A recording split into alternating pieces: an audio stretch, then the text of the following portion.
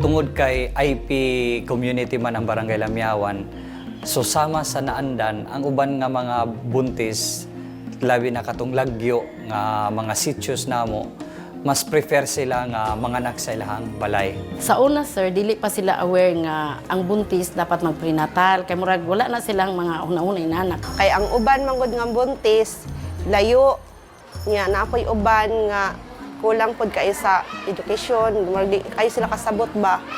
We realize na yung kulang dito yung paano i-convince yung mga nabubuntis na pumunta doon sa health center. Dito namugna ang amo ang paghimo og team.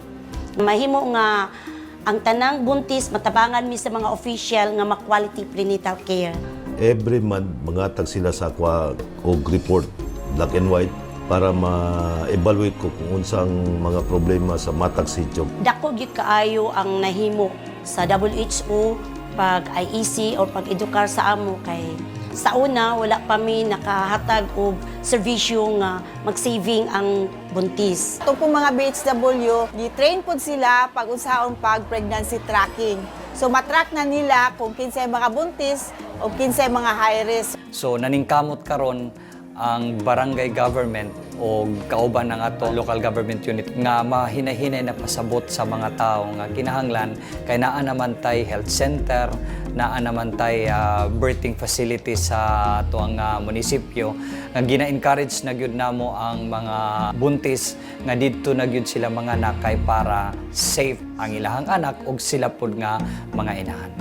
So involved atong mga tricycle driver, atong mga kagawad, mga puruks, no, involved sila kung naay, for example, buntis sa ilahang community, gina-refer na siya, gina-inform po sila kung kano sa sila mga anak. Kaming tanan pod mga BHW, mga barangay officials or mga teachers, naapaway mga parent leaders, so nagkaiusa jud kung halimbawa na mga buntis nga naginahanglan og tabang, so andam pod ni mo tabang pod para sa ilaha. Tungod sa awareness nga among gipadangat sa mga tao bahin sa maternal health, ang community involved dili lang kay ang ginikanan sa nabuntis, ang magtiayon or ang exclusive sa ilang pamilya lang. So for example, na ay mga mabuntis din na ay mga emergencies, ang ilang mga silingan is aware kung asa dalahon ang nabuntis. Ang atong mga tricycle driver, kabalo sila asang emergency. Kabalo sila asa ang ato ang birth station kay sila gi-aware na to ang atong komunidad para mas madali ang pagtabang ug dili na ta mamproblema.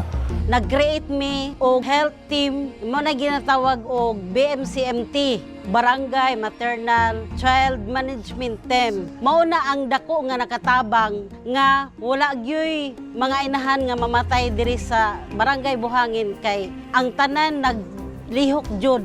Dok, pwede ba ko magpaanak sa amo ang balay kay train man ko na hilot? Dili na pwede. Pwede na kang mahimong partner na mo.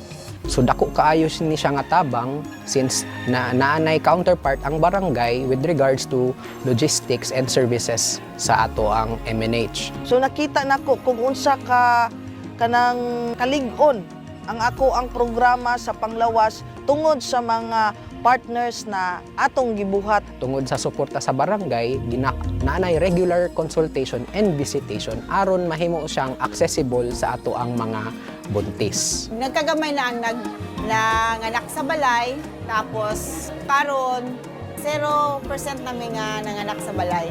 Asa mo ang tribo, okay na kaayo karon kay daghan na tabang sa gobyerno. Ayun na sila. Parte ani mga BHW nagatabang na sila ug sa pay mga problema sa tribo. Nakumon na din sa barangay. Ipangusgan sa mga komunidad, pati na sa ato ang lungsod, ang resulta ana is wapo kaayo. Perte, ang ato ang mga mama healthy, ang ato mga baby healthy. Tungod aning ato mga stakeholders, mutabang pod sila pagpasabot sa atong mga kaigsuonan ug sila pod usapod sila nga naga-encourage nga katong mga traditional nga mga hilot o katong traditional nga pamaagi sa pagpanganak nga ato natong hinay-hinayan nga mawagtang kay ang ato ang safety sa inahan ug sa bata nga wala gyud mahitabo nga mamatay sila.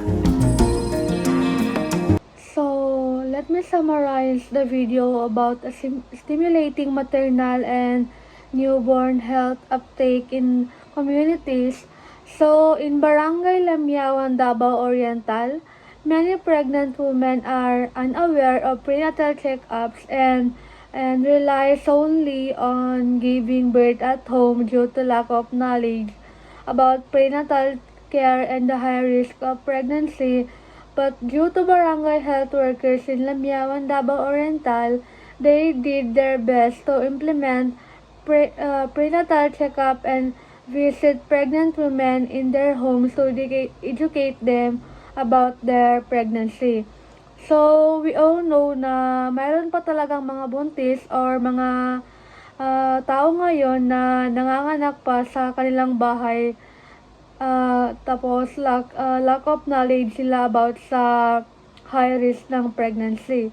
So, upon watching the video, I realized that many pregnant women, especially in remote areas like Lamiawan, sa mga bundok-bundok, are unaware of the importance of prenatal checkups.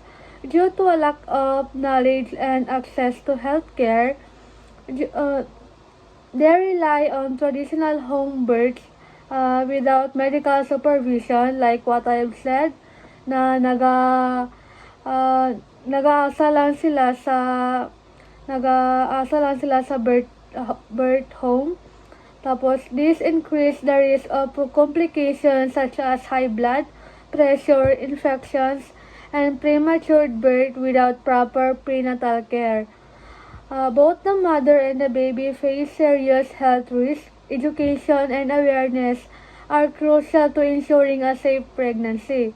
Community health workers play a vital role in reaching out to these women, providing guidance and encouraging them to seek medical check-up for healthier pregnancy. So, sa video is makikita natin na yung mga barangay health workers and the other team is gumagawa sila ng way or nag-implement sila ng program para sa mga buntis para ma-educate sila about sa risk ng pregnancy and sa possible na mangyari